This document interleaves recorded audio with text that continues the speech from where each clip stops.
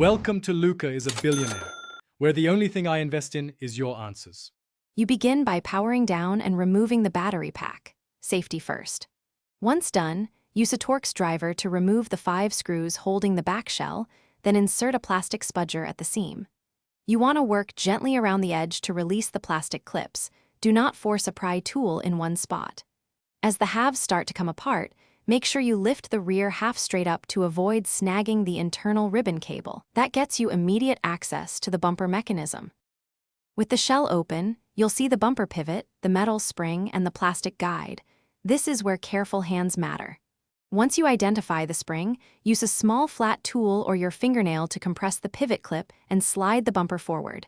That releases it from the pivot. Make sure to collect the little spring and pivot pin into a tray so they don't vanish.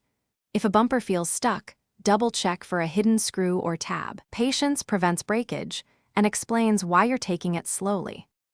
To finish, position the replacement or cleaned bumper over the pivot and align the spring onto its post.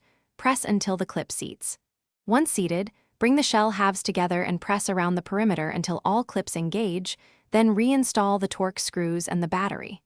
Now test the bumper travel while the controller is off. It should move smoothly and click.